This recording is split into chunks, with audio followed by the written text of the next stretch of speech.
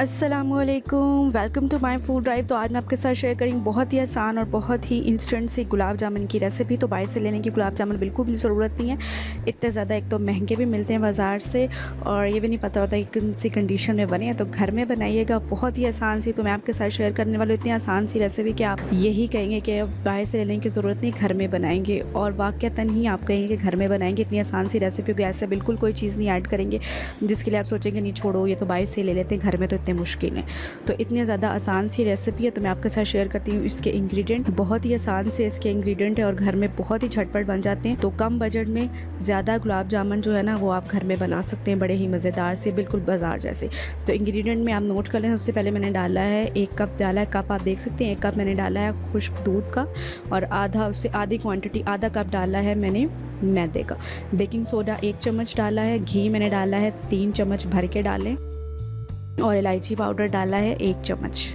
ठीक हो गया। और एक ही मैं अंडा डाल रही हूँ। तो बस ये है इंग्रेडिएंट, सिर्फ यही चीज़ें हैं, सही है। और अच्छी तरह से इसे मिक्स कर लें। तो क्वांटिटी आपने देख लें, जितनी मैंने क्वांटिटी ली उससे तकरीबन 17 to 18 जो है गुलाब जामुन बन जाने, सही है। तो अगर आपने ज़्यादा बनाने हैं तो इससे क्वान्टिटीज़ को डबल करते जाएँ। तो अच्छी तरह से मिक्स करेंगे, पानी शानी कुछ ऐड नहीं करना। इसी घी के साथ और इसी अंडे के साथ जो है ना आपने जो मटेरियल है, बैटर है, उसको गूंद लेना। जिस तरह से आटा गूंदते हैं ऐसे आपने गूंद लेना है। तो ये अच्छे से आप देख लीजिएगा, अगर घी कम लग रहा हो आपको अपनी क्वांटिटी के मुताबिक तो और ऐड कर लें।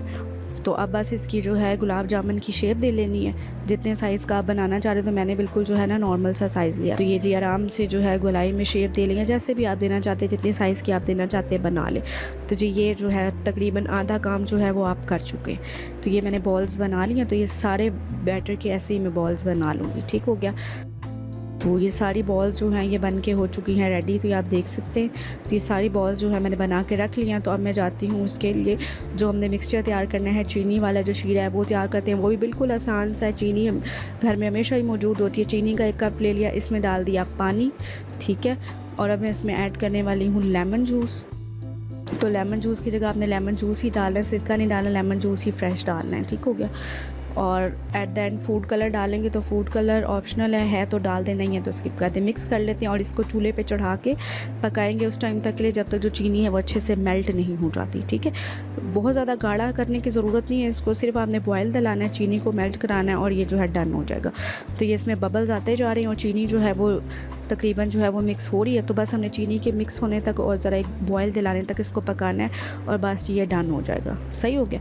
तो ये चीनी जब बिल्कुल अच्छे से हो चुकी है मिक्स, ठीक है, और मिक्सिंग करते रहेंगे। और चीनी के देख सकते हैं आप चीनी मिक्स हो गई, ये स्टेज आ गई है। तो बस अब चूल्हे से इसको उतार देंगे, डन हो चुका, गाढ़ा करने की ज़रूरत नहीं है, सही है। तो अब बस हम जाते हैं नेक्स्ट स्टेप की तरफ, लास्ट स्टेप की तरफ। तो लास्ट स्टेप में हम क्या करने वाले हैं, इसको हम उतारते हैं और लास्ट स्टेप की तरफ चलते हैं।